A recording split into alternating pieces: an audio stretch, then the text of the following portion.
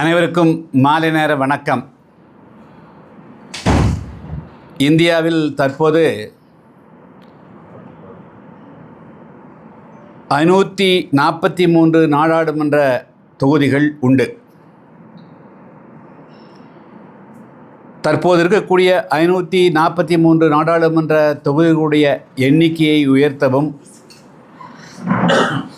ஒட்டுமொத்தமாக தொகுதிகளுடைய எல்லைகளை மறுவரையறை செய்யக்கூடிய வகையிலேயும்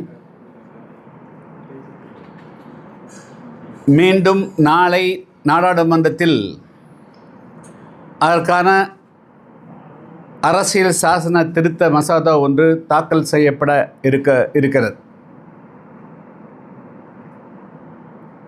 பொதுவாக 543 816 என்ற எண்ணிக்கை உயரப்படுகின்ற பொழுது ஒவ்வொரு மாநிலத்தில் இருக்கக்கூடிய நாடாளுமன்ற தொகுதிகளுடைய எண்ணிக்கையும் அதற்கு ஏற்ப விகிதாச்சார அடிப்படையில் உயர வேண்டும் என்பது ஒவ்வொரு மாநிலத்தினுடைய எதிர்பார்ப்பும் விருப்பமும் ஆகும். கடந்த முறை இதே போன்ற ஒரு மசோதா தாக்கல் செய்யப்பட்டு குறிப்பாக தமிழகம், கர்நாடகம், கேரளம், ஆந்திரம் உள்ளிட்ட தெற்கு மாநிலங்களுக்கு எண்ணிக்கையில் குறைவு ஏற்படும். வடக்கு மாநிலங்களான உத்தரப்பிரதேசம் போன்ற மாநிலங்களுக்கு தான் கூடுதலான இடங்கள் கிடைக்க வாய்ப்பு இருக்கிறது என்ற அடிப்படையில் தமிழ்நாட்டிற்குரிய அரசியல் கட்சிகள் மிகப்பெரிய அளவிற்கு எதிர்ப்பு தெரிவித்தன. அதன் காரணமாக அந்த மசோதா நாடாளுமன்றத்தில் நிறைவேற முடியாமல் போய்விட்டது. ஆனால் இப்பொழுது ஒரு தீர்க்கமான ஒரு முடிவோடு நாடாளுமன்றத்தில் மீண்டும் அந்த மசோதா தாக்கல் செய்யப்பட இருப்பதாக தெரிகிறது. அதனுடைய அடிப்படையில் 50% உயர்வு, எல்லா மாநிலங்களுக்கும் சமமாக 50% உயர்வு என்பதை மனதிலே வைத்து இப்பொழுது அந்த திருத்த மசோதா மீண்டும் தாக்கல் செய்யப்படவிருக்கிறது. அந்த அடிப்படையில் இப்பொழுது தமிழ்நாட்டிலே 39 நாடாளுமன்ற தொகுதிகள் இருக்கின்றன. நமக்கு 50% உயர்வு என்று வருகின்ற பொழுது அது 39 59 மாறும். எனவே அதனால் தமிழ்நாட்டினுடைய பிரதிநிதித்துவம் எந்த விதத்திலும் குறைந்து விடாது. அதே போல் அரசியல் முக்கியத்துவமும் குறைந்து விடாது என்று நான் கருதுகிறேன். எனவே தமிழ்நாட்டிற்குரிய அரசியல் கட்சிகள், குறிப்பாக இதில் அதிகமாக நாடாளுமன்ற உறுப்பினருடைய எண்ணிக்கையை வைத்திருக்கக்கூடிய திமுக, அதனுடைய கூட்டணி கட்சிகள் இந்த மசோதாவுக்கு ஆதரவு அளிப்பது சரியானது என்று நான் கருதுகிறேன். என்று சொன்னால் நம்மளுக்கு கடந்த காலங்களில் உத்தரப்பிரதேசத்துக்கு கூடுதலான இடங்களும் தம் குடும்ப கட்டுப்பாட்டை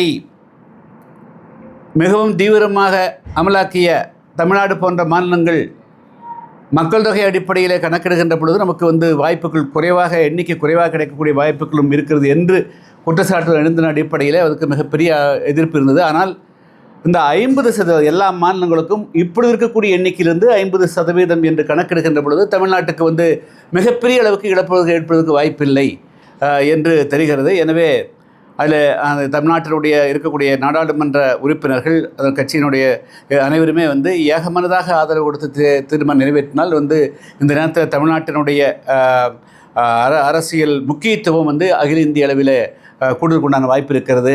எனவே அதை எல்லோருமே ஏகமனதாக வரவேற்றால் சரியாக இருக்க முடியும் அப்படிங்கிறது புதிய தமிழக கட்சியினுடைய நிலைப்பாடாகும். கேள்விக்கு மீண்டும் பெரும்பரிசுவோம்.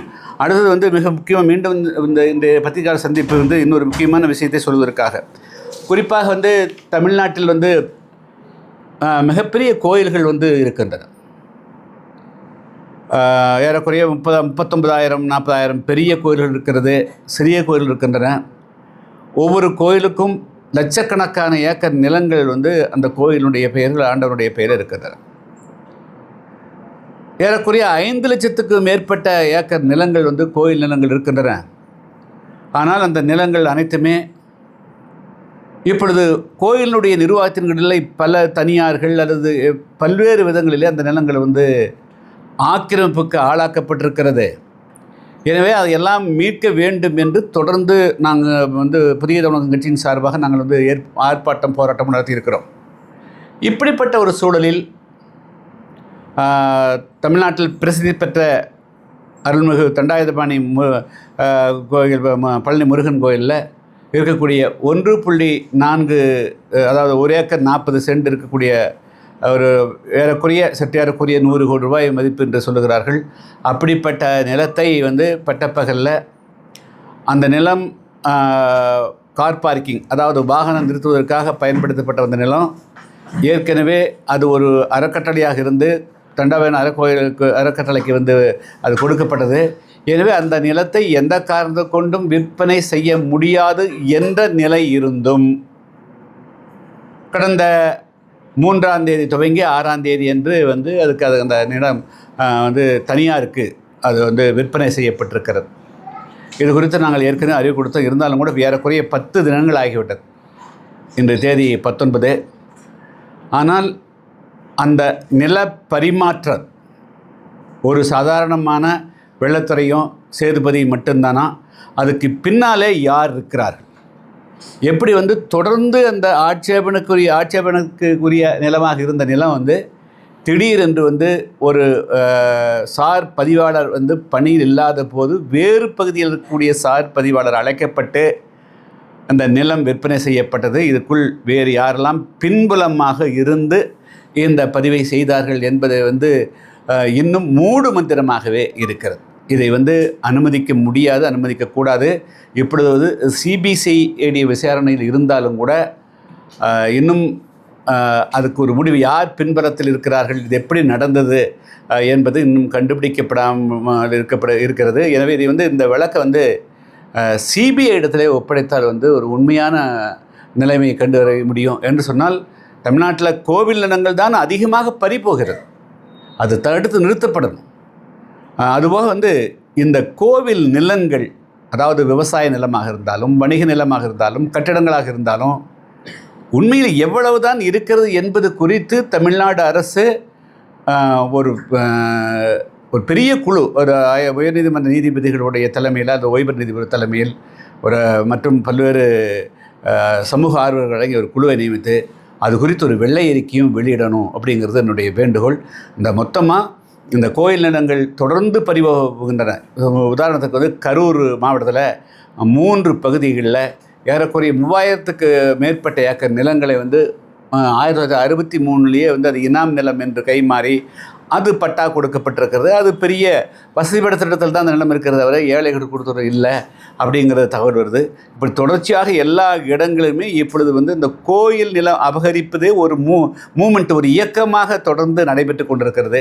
இதுக்கு ஒரு முற்றுப்புள்ளி வைக்கக்கூடிய வகையில் தமிழ்நாடு அரசு உடனடியாக வந்து ஒரு குழுவை, உயர் நீதிமன்ற நீதிபதிகள் அடங்கிய குழுவை நியமித்து அது குறித்து மொத்தமாக நிலங்கள் எந்தெந்த கோயிலுக்கு எவ்வளவு நிலங்கள் இருக்கிறது, என்ன சொத்துக்கள் இருக்கிறது என்பது குறித்த வெள்ளை அறிக்கை வெளியிட வேண்டும் என்று நான் வந்து இந்த நேரத்தில் வலியுறுத்துகிறேன். குறிப்பாக பழனி கோயில் நில அபகரிப்புக்கு ஒரு உடனடியாக தீர்வணும் என்று சொன்னால், இது வந்து இதுபோல் ஒவ்வொரு வழக்கும் வருகின்ற பொழுது அந்த சமயத்தில் பரபரப்பாக பேசப்படுகிறது. அதுக்கு பிறகு விட்டு விடுகிறோம். அது மீண்டும் 6 மாதம் கழித்து இன்னொரு செயல் நடைபெறுகிறது. எனவே இந்த பழனி கோவில் நில அபகரிப்பை வந்து ஒரு முன்னுதாரணமாக கொண்டு கோயில் நிலங்கள் அபகரிப்புக்கு ஒரு முற்றுப்புள்ளி வைக்கக்கூடிய வகையில் தமிழ்நாடு அரசு செயல்படணும். அது சிபிஐ இடத்தில் இந்த வழக்கை ஒப்படைக்க வேண்டும் என்பது என்னுடைய வேண்டுகோள். அடுத்தது வந்துங்க, கடந்த 15 தினங்களுக்கு முன்பு தமிழ்நாடு மூத்த அமைச்சர் ஒரு வந்து பள்ளி குழந்தைகளுக்கு வந்து காஸ்ட் ஐடென்டிட்டி, அடையாள அட்டை வழங்கப்படும் சொன்னார். அதற்கு வந்து எதிர்ப்பு வந்தோடனே அதை கைவிட்டாங்க. ஆனால் மீண்டும் நேற்றைய தினம் வந்து ஒரு செய்திகள் வருகிறது. பள்ளி குழந்தைகளுடைய அனைத்து விதமான தரவுகள், அவங்க பெயர், பெற்றோர், அவங்களுடைய வசதிகள், அதேபோல் சாதிய ரீதியான அனைத்து தரவுகளையும் வந்து பள்ளி இணையதளத்தில் வந்து அதை பதிவு பண்ணணும் அப்படிங்கிறது. இது ரொம்ப ஆபத்தானது. இது வந்து மிகப்பெரிய அளவுக்கு வந்து தமிழ்நாட்டுக்குடைய கோடான கோடி குழந்தைகளுடைய எதிர்காலம் இன்றைக்கி இல்லை, அவங்க இன்னும் 10 வருஷம் கழிச்சு 20 வருஷம் கழிச்சு அவங்களுடைய தரவுகளை எல்லாம் எடுத்து மற்றவர்கள் வந்து வணிக ரீதியாக பயன்படுத்துவதற்கு வந்து வாய்ப்பாயிரும். அது வந்து என்ன, ஏற்கனவே உங்களுக்கு தெரியும், தமிழ்நாட்டு அரசியலில் இளைஞர்களை குறிவைத்து வாக்குகள் வாங்கப்பட்டிருக்கு, சமூக வலைத்தளங்கள் அதுக்கு பயன்படுத்தப்பட்டிருக்கிறது. எனவே இது வந்து எதிர்காலத்தினுடைய தேசத்தினுடைய நலன் மற்றும் பல்வேறு விதமான அம்சங்கள் இதுக்குள்ளே அடங்கியிருக்கிறது. அதே போல் சாதி ரீதியாக ஒடுக்குமுறைகளுக்கும் ஒதுக்குறவுகளுக்கும் இது ஆளாக வாய்ப்பு இருக்குது. அதை விட வந்து இந்த ஹேக்கர்ஸ் அப்படிங்கிறவங்க என்னதான் பாதுகாத்தாலும் கூட பல தரவுகளை திருடி விடுகிறார். அதனால் இதை வந்து குறிப்பாக குழந்தைகளை மையமாக வைத்து அவங்கள டேட்டா கலெக்ட் பண்ணி செய்து அது மூலமாக தங்களுடைய வணிகத்தை கொள்ளக்கூடிய அந்த வாய்ப்புகள்லாம் இருக்குது. அதுக்கு இடமளிக்கக்கூடிய வகையில் இப்பொழுது தமிழ்நாடு அரசு பள்ளி குழந்தைகளுடைய சாதி ரீதியான மற்ற எல்லா பெற்றோர்களுடைய எல்லா விதமான தரவுகளையும் பள்ளி இணையதளத்தில் பதிவு செய்ய வேண்டுங்கிறது அது வந்து ஓப்பன் ஆயிரும். இதன் மூலமாக பல சமூக சிக்கல்கள் உருவாகும், பல பிரச்சனைகள் உருவாகும். எதிர்காலத்தில் அந்த குழந்தைகளுடைய எல்லா விதமான தரவும் வெளியே வருகின்ற பொழுது பல பிரச்சனைகளை அவர்கள் எதிர்கொள்ள வேண்டியிருக்கும். அதனால் அந்த முயற்சியை தமிழ்நாடு அரசு கைவிட வேண்டும் என்று நான் அந்த நேரத்தில் ஊடகங்கள் வாயிலாக நான் வந்து வலியுறுத்துகிறேன்.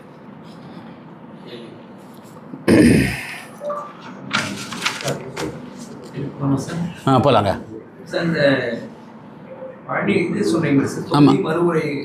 ஆமாங்க. அந்த விஷயத்துல வந்து திமுக வந்து ஒரு நீண்ட பாரம்பரியமான ஒரு கட்சி வந்து அவ்வளவு தூரம் எதிர்க்கிறதுக்கு காரணம் தமிழ்நாட்டுடைய உரிமைகள் பாதிக்கப்படுது. ஏற்கனவே நம்ம கல்வி உதவித்தொகை கேட்கறதுக்கு சென்ட்ரல் கவர்மெண்ட்ல போராட வேண்டி இருக்குது. ஒவ்வொரு விஷயத்துக்கும் சென்ட்ரல் கவர்மெண்டோட போராடி தான் ஒண்ணுமே கிடைக்காம போயிடுது. கடந்த 5 ஆண்டுகள் நீங்களும் பார்த்துருக்கீங்க, நம்ம எல்லாமே பார்க்கணும். இந்த தொகுதி மறுமுறை மூலமாக ஏதாவது பாதிப்பு வரக்கூடாது, வந்துருமோ அப்படிங்கிறது அவங்களோட நிலைப்பாடு இல்லை. அது வந்து கடந்த முறை வந்து திமுக எடுத்த நிலைப்பாடு வந்து மிகவும் சரியாக இருந்தங்க. தேர்தலுக்கு முன்பாக வந்து முன்கூட்டியே மற்ற மாநிலங்கள் எல்லாம் கூட அது பற்றி வந்து எந்த விதமான ஒரு விழிப்புணர்வு இல்லாத நேரத்தில் தமிழ்நாட்டிலிருந்து அதுக்காக வந்து மிகப்பெரிய குரல் எழுந்தது. அப்பொழுது வந்து நமக்கு வந்து மக்கள் தொகை அடிப்படையில் பாப்புலேஷன் அடிப்படையில் வந்து கணக்கெடுக்கின்ற பொழுது உத்தரப்பிரதேசுக்கு ஒரு விதமான எண்ணிக்கையும் தமிழ்நாடு வந்து எண்ணிக்கையில் வந்து மக்கள் தொகை எண்ணிக்கையில் குறைவாக இருக்கிறதுனால அதனால் தமிழ்நாட்டுக்கு பாதிப்பு ஏற்படக்கூடிய சூழ்நிலைகள் இருந்தது. ஆனால் இப்பொழுது அப்படி இல்லாமல் இப்பொழுது எத்தனை நாடாளுமன்ற உறுப்பினர்கள் இருக்கிறார்களோ அதிலிருந்து கூடுதலாக 50% போது எல்லா மாநிலங்களுக்கும் ஒரே விதமான அளவுகோலை கையாளுகின்ற பொழுது நம்முடைய தமிழ்நாட்டினுடைய 816 59 வர்ற போது நம்ம நிச்சயமாக நம்முடைய பவர் தமிழ்நாட்டினுடைய மக்களுடைய தமிழ்நாட்டினுடைய முக்கியத்துவம் குறைந்து விடாது என்று நான் நிச்சயமாக கருதுகிறேன். கடந்த முறை ஜாதி அடையாளம் சொல்றீங்க. ஆமாம். அரசு பள்ளிகளுக்கு சொல்றீங்களா சார், தனியார்? இல்லை, அதாவது இது பொதுவாக குழந்தைகளை டார்கெட் பண்ணக்கூடாதுங்க. நான் வந்து சாதி மதம் மொழி இன வேறுபாடு இல்லாத ஒரு சமுதாயத்தை படைப்பது தான் இந்த எல்லோருடைய நோக்கம். அதை வந்து நீங்கள் பப்ளிக் கொண்டு வர்றபோது அந்த அலுவலகத்தில் வேலை செய்யக்கூடிய யாராவது ஒருவர் அவர்கள் 100க்கு 100 சரியாக இருப்பார்கள் என்று சொல்ல முடியாது. அவங்க ஓய்வு இருக்கின்ற பொழுது கூட அந்த தரவுகளை எல்லாம் எடுத்துகிட்டு கொண்டு போகப்படுது.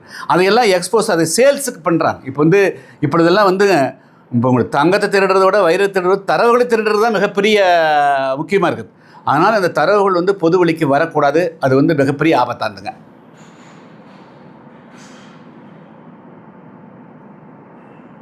பல்வேறு கட்சிகள் வந்து டிவிகேக்கு போயிருக்காங்க சார். பல்வேறு கட்சிகள் வந்து டிவிகேக்கு போய் கூட்டணி சேர்ந்துருக்காங்க சார். உங்களோட நிலைப்பாடு சார்?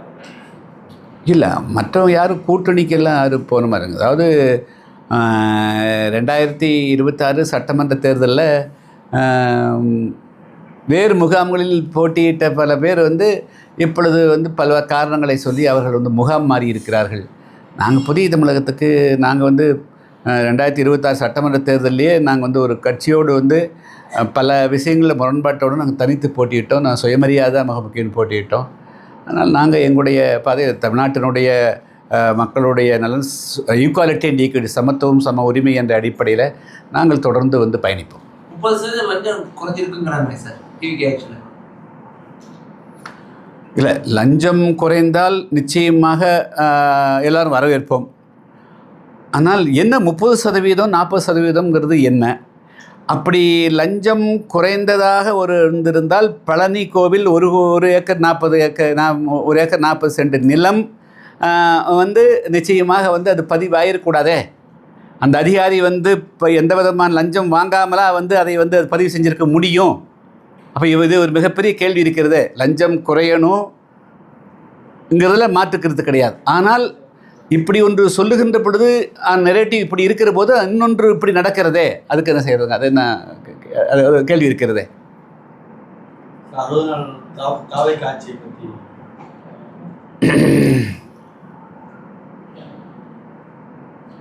ஒன்று பெரிய வளர்ச்சி பகுதியில் வந்து ஒரு பெரிய எதுவும் வந்து சொல்லும்படியாக இல்லைங்க. நண்பர் சொன்னது மாதிரி ஊழல் ஒழிப்பதற்கான ஒரு முயற்சி என்று சொல்லுகிறார்கள். ஆனால் அதை வந்து பால் போலா கண்ணுக்கு தென்படுற மாதிரி எங்கேயும் வந்து அப்படி இன்னும் தென்படலை. முதல்ல வந்து இப்போ இந்த ஊழல் ஒழிப்பை பொறுத்தளவு வந்துங்க கீழே ஒழிக்கிறதுங்கிறது ஒன்று தான். ஆனால் முதல்ல மேலே ஒழிக்கப்படணுங்க, மேலே ஒழிக்கப்படணும். தமிழ்நாட்டில் மிகப்பெரிய அளவுக்கு ஊழல் இருக்கக்கூடிய ஒன்று டாஸ்மார்க். அப்போது இந்த டாஸ்மார்க்கில் வந்து கம்ப்ளீட்டாக வந்து டாஸ்மார்க்கு உற்பத்தி செய்யக்கூடிய அந்த ஆலைகள், அதுக்கு பிறகு அது டாஸ்மார்க்கு கொள்முதல் செய்கிறது, அது வந்து வாகனங்களில் எடுத்துகிட்டு போகிறது, அதுக்கு பிறகு பாட்டிலுக்கு 10 ரூபா விற்கிறது. இதில் எதுவுமே மாற்றம் இல்லையே. இன்றைக்கும் வந்து அந்த 10 ரூபாய்ங்கிறது 20 ரூபாய் ஆகிருக்கிறது தவிர அது குறையிலையே. அப்போ நாம் எதை வளர்ச்சி, எந்த நன்மை, இந்த 60 நாள் என்ன முன்னேற்றம் என்று எப்படி சொல்கிறது? ஏதாவது ஒன்றிலாவது வந்து நம்மளுக்கு கண்கூட இந்த நன்மை தெரிகிற மாதிரி ஒன்றும் வரல. இன்னும் அவங்க வந்து பயிற்சியிலேயே இருக்கிற மாதிரி தெரியுதை தவிர, இந்த ப்ரொபேஷன் பீரியடில் இருக்கிறாங்களே தவிர இன்னும் வந்து ஒரு காங்கிரீட்டான சட்ட ஒழுங்கை பாதுகாக்கிறதோ அல்லது வந்து எதுலேயுமே இல்லை. உதாரணத்துக்கு கூட வெள்ளை அறிக்கை ஒன்றை வெளியிட்டிருந்தாங்க ஆளுநருடைய உரைக்கு முன்பாக. அந்த வெள்ளை அறிக்கையில் வந்து 13 லட்சம் கோடி ரூபாய் கடந்த ஆட்சியில் கடன் வாங்கப்பட்டு விட்டது. ஒவ்வொருவருடைய தலையின் மீதும் 1,28,000 வந்து சுமத்தப்பட்டிருக்கிறதுனா சொன்னாங்க. அப்படி என்று சொல்லுகிற பொழுது அந்த 13 லட்சம் கோடி ரூபாய் கூடுதலாக வாங்கி அது ஊழல் நடைபெற்றதா அல்லது உதாசீனமாக செலவழிக்கப்பட்டதா ஒன்றுமே சொல்லாமல் வெறுமனே வந்து புள்ளி விவரத்தை மட்டும் கொடுத்துருக்கிறார்கள். அதனால் வந்து ஒரு இம்பேக்ட் ஒன்றும் தெரிய மாட்டேங்குது. ஒரு ஆட்சியினுடைய அழுத்தம், அதனுடைய தாக்கம் எதுலையுமே தெரிய மாட்டேங்குது. அரசியல் கட்சிகள் தான் வந்து குறை சொல்லிட்டு இருக்காங்க, ஆனால் மக்கள் வந்து குறை சொல்லல சார். இல்லை, நான் குறை சொல்லலை, நான் குறையாக சொல்லலை. தப்பு. நான் சொல்கிறது வந்து 60 நாள் ஆட்சியினுடைய தாக்கம், அதாவது வந்து காவல்துறையினுடைய அந்த துறையின் மூலமாக அல்லது வந்து கல்வித்துறையில் அல்லது வந்து மருத்துவத்துறையில் ஏதாவது ஒன்றில் வந்து இந்த முன்னேற்றத்தை வந்து கண்டிருக்கிறோம். தமிழ்நாடு முதலமைச்சர் அவர்கள் நேரடியாக மக்களுடைய தொடர்பிலே இருக்கிறார். இந்த அரசு வந்து டிரான்ஸ்பரண்ட்டாக இருக்குது, இந்த அரசு வந்து வெளிப்படைத்தன்மையோடு இருக்கிறது என்று தெரிந்து கொள்வதற்கு கூட வாய்ப்பில்லாமல் இருக்கிறோம். அதுதான் வந்து சுட்டி காட்ட விரும்புகிறேன். கடந்த 5 ஆண்டுகளில் எல்லாம் பொறையடி போயிருக்கு. இப்போதான் சீர்திருத்திட்டு வரோம், அதுக்கு எங்களுக்கு அவகாசம் கொடுன்னு சொல்லி கேட்குறாங்க. ஆனால் மக்கள் வந்து ஏற்றுக்கிறாங்க. ஆனால் அரசியல் கட்சிகள் தொடர்ந்து 60 நாள் கூட முடிஞ்சிருக்கு, ஆனால் தொடர்ந்து அவங்க குற்றச்சாட்டு வச்சுட்டு இருக்கு. அரசியல் எப்பவுமே வந்து அவகாசம். இப்போ வந்து விளையாட போனால் அடுத்த செகண்ட் இருந்து தானே கோல் போடுறோம், சரிங்களா? ஏன்னா வந்து இன்னொரு ½ அன் ஹவர் கழிச்சு போனால் அதுக்குள்ளே கேம் முடிஞ்சு போயிரும்ல. அப்படி அரசியலை பொறுத்தளவு வந்து தேர்தல் முடிஞ்சிருச்சு, பதவி ஏற்றாச்சு, வந்து அந்த அடுத்த மினிட் வந்து நம்முடைய செயல்பாடு துவங்கி இருக்குதுங்க.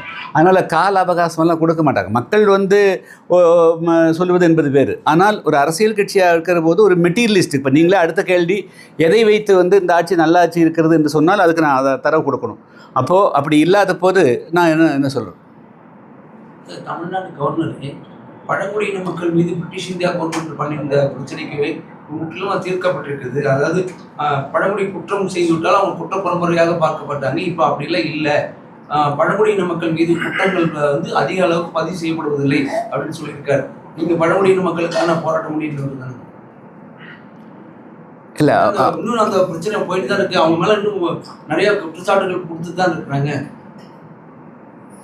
இல்லை, அதாவது பழங்குடி மக்கள் அல்லது பட்டியலின மக்கள் மீதான வன்கொடுமைகள் 30 வருஷத்துக்கு முதல்ல இருந்த மாதிரி இப்போ இல்லை, 40-50 வருஷம் இருக்கும் மாதிரி இருந்தது இல்லை அப்படிங்கிற தரவு சொல்லிக்கலாம். ஆனால் அவங்களுடைய முன்னேற்றங்கிறது வந்து இன்னும் பல மடங்கு பாய்ச்சலில் போயிருக்கணும். அது இல்லை. வன்கொடுமைகள் குறைந்திருக்கலாம் அவருடைய தரவுப்படி, ஆனால் வளர்ச்சி இருக்கிறதா என்று சொன்னால் அது இன்னும் பல மடங்கு வளர்ச்சி இருக்கணும்.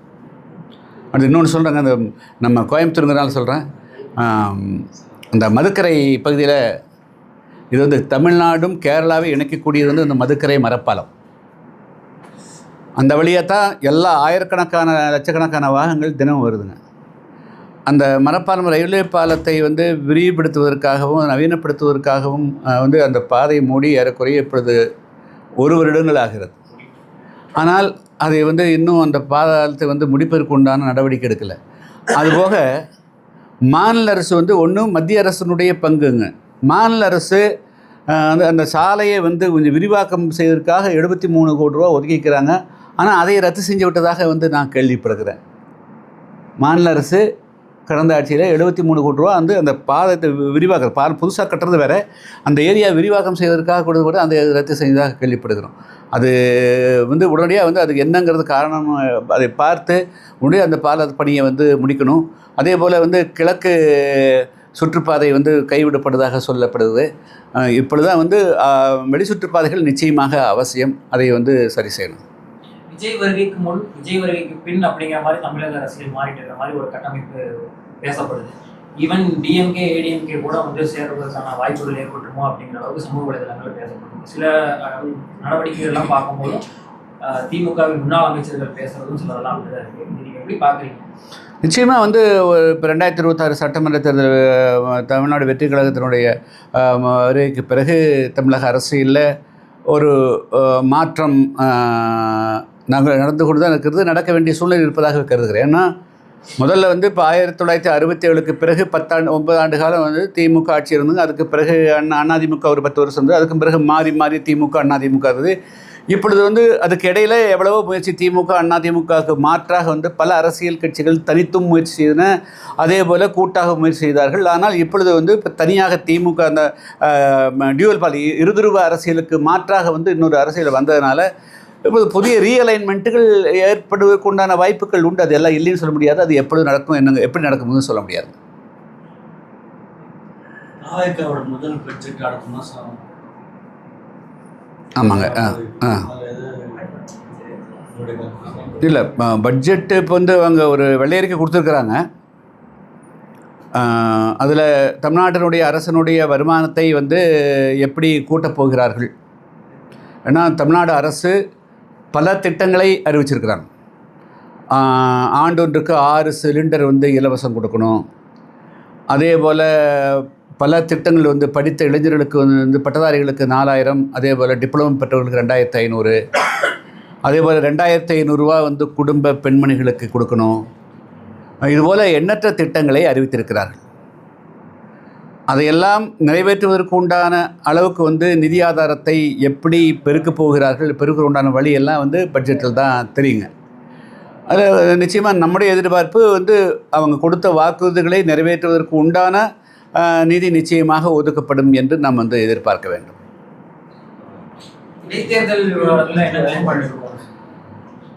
இல்லைங்க, நான் வந்து அந்த இடைத்தேர்தலை பொறுத்தளவு நான் முதல்லையே சொல்லிக்கிறேங்க. அதாவது வந்து இயற்கையாக இடைத்தேர்தல் அப்படிங்கிறது வேறு. இப்பொழுது தமிழ்நாட்டில் வந்து செயற்கையாக வந்து இடைத்தேர்தல்கள் உருவாக்கப்படுகின்றன. ஆளுங்கட்சிக்கு சென்று சில ஆதாயங்களை அடைவதற்காக சில பேர் வந்து எதிர்கட்சிகளில் இருந்து ராஜினாமா செய்துவிட்டு போகக்கூடிய சூழ்நிலை உருவாகுது. அப்போ இது வந்து கடந்த ஏப்ரல் மாதம் 23ஆம் தேதி தேர்தல் நடைபெற்றது. ஒரு சட்டமன்ற உறுப்பினர் ஆகிட்டு அதுக்கு பிறகு ஜூன் மாதம் 2 மாதம் மே மாதம் 4ஆம் தேதி தான் தீர்ப்பு முடிவுகள் வருது. 1 மாதம் 1.5 மாதம் முடிவதற்கு முன்பாகவே இதுபோல் மறு தேர்தல் வருவதற்கான வாய்ப்புகள் உருவாக்கப்படுவது ஒரு தவறான அரசியல் முன்னுதாரணமாக மாறிவிடும் தமிழ்நாட்டில். அப்போது சில நேரம் இது வந்து இது இப்போ என்னன்னா தமிழ்நாட்டில் தொடர்ந்து இடைத்தேர்தல் நடத்தக்கூடிய சூழ்நிலைகள் வந்துடும். அதனால் இதுக்கு ஒரு ஏன் வந்து என்ன சூழ்நிலைக்காக இவர்கள் வந்து ராஜினாமா செய்கிறாங்க. அப்போது மக்களுடைய அன்னைக்கு வந்து இந்த மக்கள் வந்து ஒரு கட்சிக்காக ஒரு நீங்கள் வெற்றி பெற்று போங்க, மக்களுக்கு 5 ஆண்டு காலத்துக்கு கொடுக்கப்பட்ட பதவியை அவர்கள் 2-6 மாதம் கூட இல்லாமல் ராஜினாமா செய்கிறது மக்களுக்கு வந்து அவர்கள் இழைக்கப்படக்கூடிய அநீதி. ஆனால் அதுக்கு ஒரு தீர்க்கமான ஒரு முடிவு வரணும் அப்படிங்கிறது தான் என்னுடைய பார்வைங்க. அதிமுக திமுக ஆட்சியிலும் இது மாதிரி இடைத்தேர்தல் அதிகமாக பண்ணியிருக்காங்க சார். அதாவதுங்க அதிமுகவினுடைய ஆட்சியில் வந்துங்க நீங்கள் பார்த்தீங்க அப்படின்னா உங்களுக்கு அப்பொழுது நடந்ததுங்கிறது முழுக்க முழுக்க அதாவது கட்சி தாவல் தடை சட்டம். இப்போ வந்து அதிமுகவுக்குள்ளேயே பிளவுகள் ஏற்பட்டதுங்க. இந்த தலைமை அந்த தலைமைன்னு ஏற்பட்டது. அவர்கள் மாறி ஓட்டு போட்டதுனால அதனால் வந்து பதவிகள் இழக்க வேண்டிய வந்தது. ஆனால் இப்பொழுது இருக்கக்கூடிய அசாதாரணமான சூழ்நிலைக்கும் அந்த இருக்கக்கூடிய சூழ்நிலையும் வேறு. அன்றைக்கி வந்து சப்போஸ் வந்து இவங்க வந்து நேர் எதிர்முகமாக போயிருந்தால் பரவாயில்ல. இப்பொழுது நடக்கக்கூடியது வந்து விஜய் அவர்களை எதிரியாக வைத்து ஓட்டு வாங்கிட்டு வெற்றி பெற்றுட்டு அதை ராஜினாமா பண்ணிவிட்டு மீண்டும் அதே முகாமுக்கு போகிறாங்க. ஸோ இது ஒரு புதிய அரசியல் சூழலாக இருக்கிறது. Okay sir. Okay. Thank you sir.